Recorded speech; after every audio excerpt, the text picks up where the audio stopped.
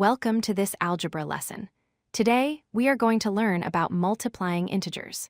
Specifically, we will focus on the sign rules that tell us whether our answer will be positive or negative. By the end of this video, you will be able to multiply any two integers with confidence.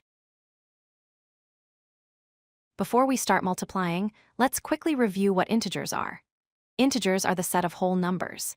This includes positive numbers like 1, 2, and 3, the number 0, and negative numbers like -1, -2, and -3. You can see them here on the number line, extending infinitely in both directions. Let's start with the first rule, which you likely already know. When you multiply a positive number by another positive number, the result is always positive. For example, 3 times 4 equals 12. You can think of this as having 3 groups of 4 items. Since both numbers are positive, we just do normal multiplication. Now, what happens if we multiply a positive number by a negative number? The rule is, a positive times a negative equals a negative. Think of 3 times -5 as adding 3 debts of $5. If you have 3 groups of -5, you end up with a total of -15. What if the order is swapped? Here we have -4 times +3. In multiplication, the order of numbers does not matter due to the commutative property. So, a negative times a positive is also always negative.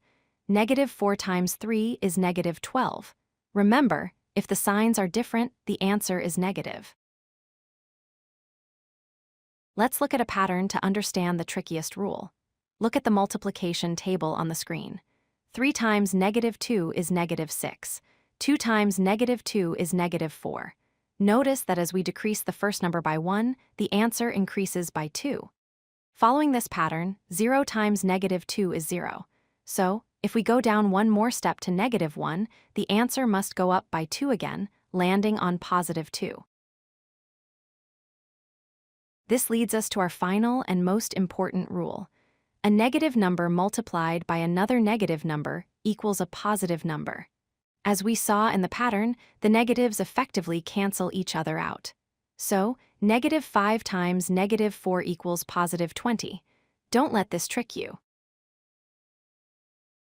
Here is a simple visual trick to help you remember. Draw a triangle with a plus sign at the top and 2 minus signs at the bottom. To find the sign of your answer, cover the 2 signs from your problem. For example, if you have a positive and a negative, cover them up, and you are left with a negative. If you have 2 negatives, cover them up, and you are left with a positive. Let's summarize everything into 2 simple rules. Number 1, if the signs are the same, like positive times positive or negative times negative, the answer is positive. Number 2, if the signs are different, like positive times negative, the answer is negative. Same signs give positive, different signs give negative.